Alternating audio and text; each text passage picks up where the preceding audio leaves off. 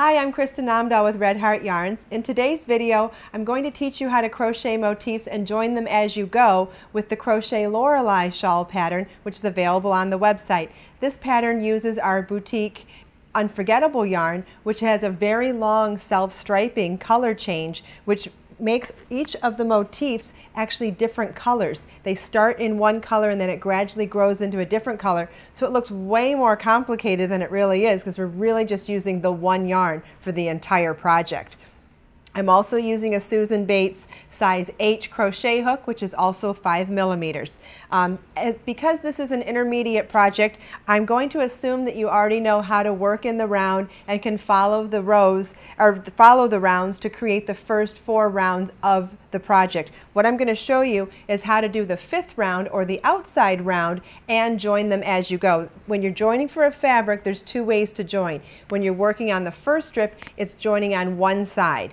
Then when you add a second column of motifs, you're going to start with a one-sided join and then have to do a 2-sided join for each motif going forward. So let's start with the one-sided join. Let's get started. I have one motif already completed. This would be your first main motif of your first strip.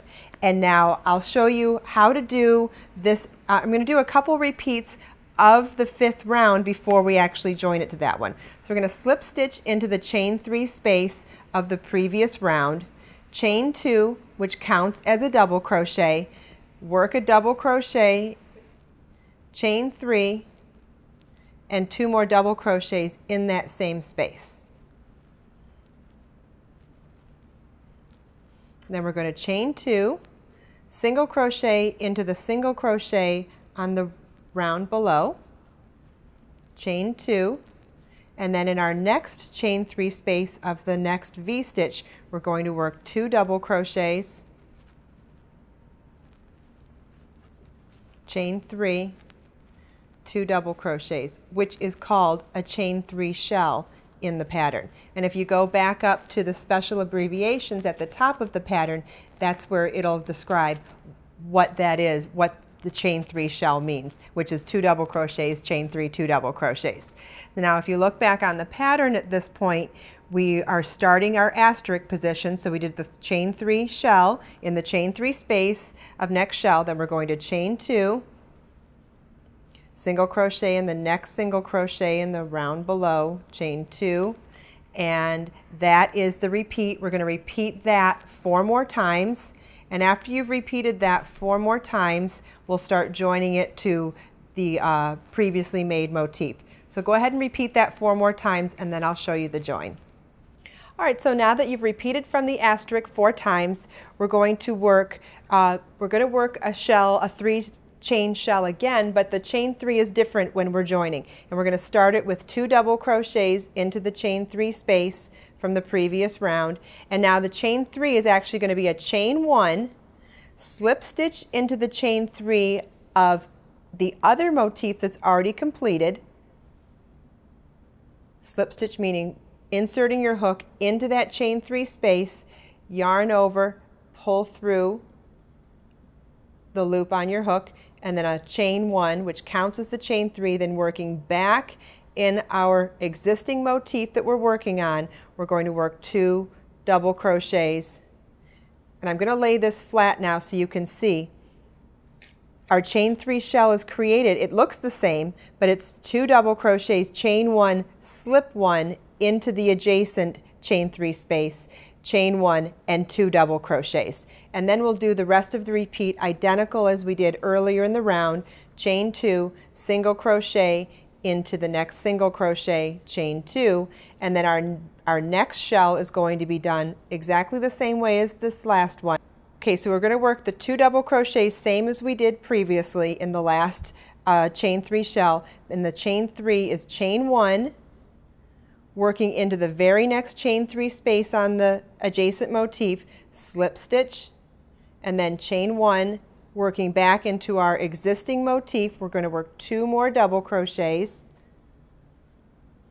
and I'm going to lay the whole thing flat, and you can see we have 2 of our shells joined to 2 shells on the previous motif, and that's called a one-sided join. We're going to finish this repeat, chain 2, single crochet in the single crochet in the row below, chain 2, and then slip stitch to join in the top of the double crochet at the beginning of the round.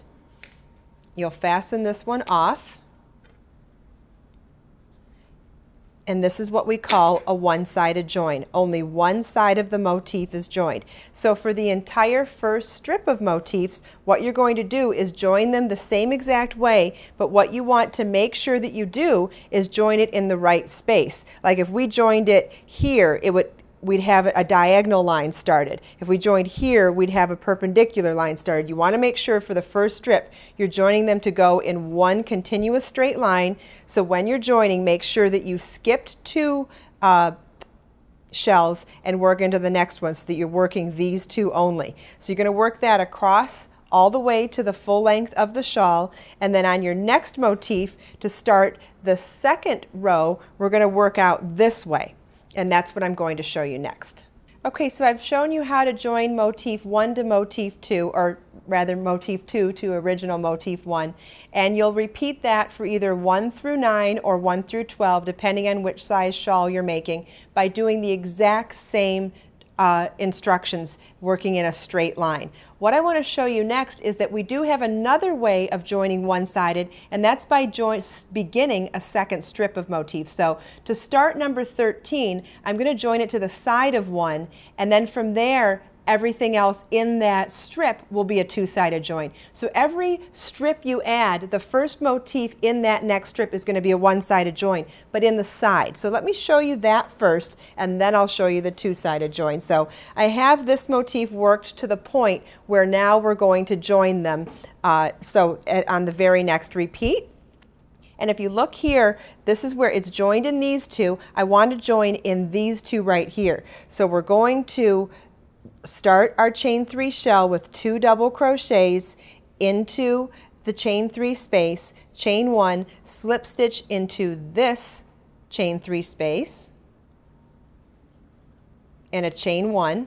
Then working in our original existing motif we're working on, work 3 more double crochets in the chain 3 space, 2 more double crochets in the chain 3 space, then a chain 2, single crochet in the single crochet on the row below, chain 2, 2 double crochets in the very next chain 3 space, chain 1, and then working into the adjacent motif, and laying it all out flat sometimes helps to make sure you get it in the right spot. Otherwise you could twist it and actually make a humongous mistake. So if I lay it out first to make sure I'm getting in the right spot, I know I'm going into the right one.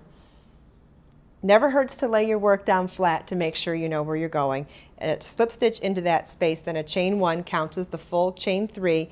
Then we're going to 2 double crochet into that same chain 3 space on our working motif, chain 2, single crochet into the single crochet on the row below, chain 2, and slip stitch to join in the first double crochet at the beginning of the round. We'll fasten that off, lay this down, and now you can see we have a second strip of motifs begun, which means now going forward I'm going to have to join on 2 sides, and that's what I'll show you next. So now, as I'm going to get started on this one, what I want to make sure to point out to you is that we're working counterclockwise. So holding the work down flat, you might wonder, should I start here at this one and go that way, or should I start this one and go that way? We're working counterclockwise, so you want to work in the corner here in a counterclockwise motion as well. So we're going to start with this motif and in the joining method. So we're going to 2 double crochet in our next chain 3 space, which is how we've done all of these so far. Chain 1, slip stitch into